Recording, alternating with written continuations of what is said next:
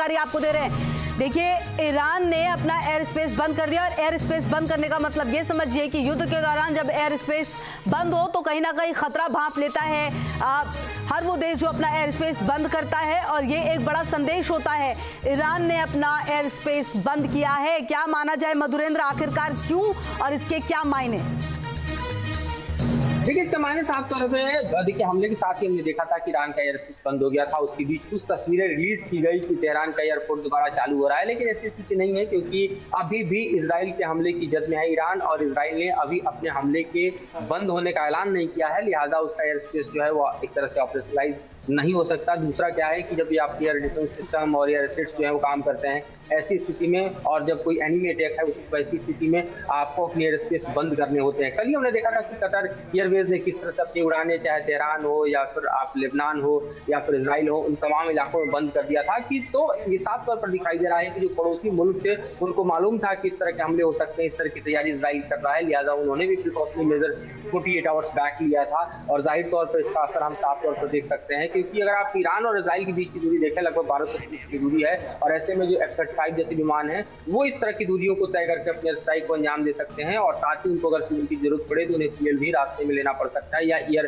Refuelling करनी पड़ सकती है। लेकिन बीच में अगर आप देखें तो आपको सऊदी अरब दिखाई देता है, कतर दिखाई देता है, उसके अलावा जॉर्डन का इलाका दिखाई देता है, और ये तमाम ऐसे इलाके हैं जहां पर मधुरेंद्र आप रहिए मधुरेंद्र हमारे साथ, क्योंकि इस दौरान जो एक एक तस्वीर आ रही है वो पूरी कहानी बयां कर रही है, सब कुछ बता रही है। आप देखिए, ये एक तस्वीर हम आपको दिखाने की कोशिश कर रहे हैं, ये वॉर रूम की तस्वीर। आप समझिए कि यहीं से सब कुछ कमांड दिया गया है, और ये आईडीएफ चीफ की तस्वीरें भी हम आपको दिखा रहे हैं। इससे पहले बेंजामिन नेतन्याहू की तस्वीर भी सामने आई थी, वो भी हमने आपको दिखाई थी कि किस कदर उन्होंने मिनट टू मिनट हर कुछ देखा था। और अब देखिए,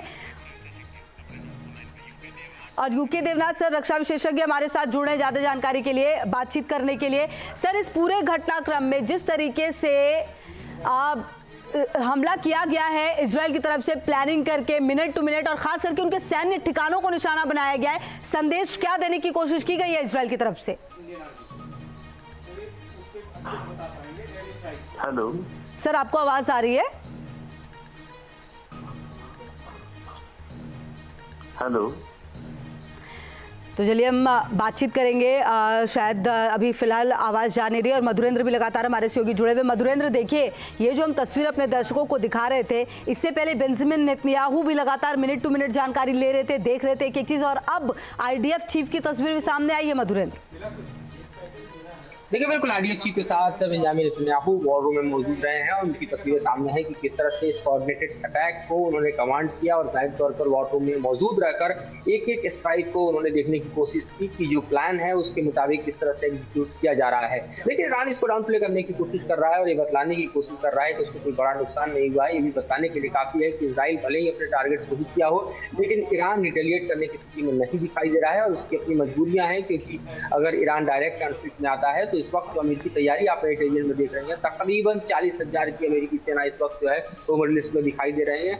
अमेरिकन जो तमाम एसेट्स हैं वो बिल्कुल ऑपरेशनलाइज स्थिति में है। उसके अलावा आप देखिए, F-22 अमेरिकी रैप्टर की बात करें, या जिस तरह से अमेरिकी बॉम्बर ने आके अपनी ताकत का एहसास जो है वो यमन में हुती के खिलाफ कराया। उसके अलावा जो अमेरिकी प्रेजेंस है, खासतौर पर नेवल प्रेजेंस है, उसमें आप उसके एयरक्राफ्ट करियर को आप देख सकते हैं। अब्राहम लिंकन सहित जो तमाम एयरक्राफ्ट करियर हैं वो मौजूद है मेडिटेरियन में। तो पूरी तरह से आप देखें तो इजराइल अकेला नहीं है, अमेरिकी सपोर्ट उसको है। अमेरिका का बयान भी सामने आया है जिसमें इस हमले को तस्दीक की गई है, और राइट तौर पर बताने की कोशिश की गई है कि राइट टू रिटेलिएट इजराइल का हक है, और इजराइल ने ऐसा किया है, अपनी संप्रभुता की रक्षा करने के लिए इस तरह के हमले का अधिकार रखता है। तो अमेरिकी सपोर्ट सीधे तौर पर इजराइल को है, और इसलिए ईरान के लिए इतना आसान नहीं है तब तक जब तक कि उसके ऑयल रिफाइनरी या फिर उसके जो न्यूक्लियर एसेट्स। मधुरेंद्र, आप रहिए हमारे साथ, आगे भी आपसे बातचीत करेंगे, हम एक एक जानकारी लेंगे, लेकिन इस बीच अपने दर्शकों को हर तस्वीर दिखाने की भी पूरी कोशिश है।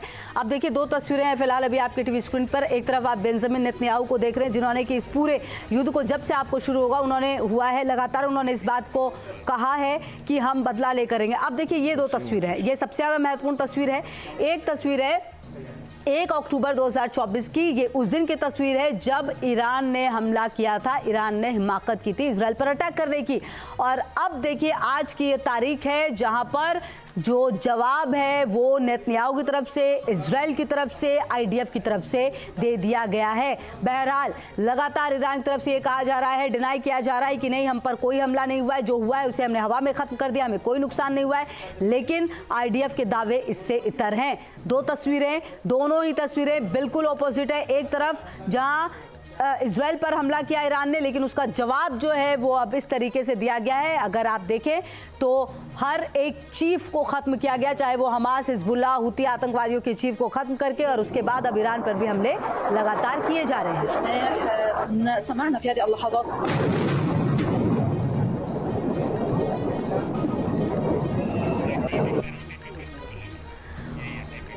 न्यूज नेशन अब व्हाट्सएप पर खबरों के ताजा अपडेट के लिए न्यूज नेशन के इस क्यूआर कोड को स्कैन करें।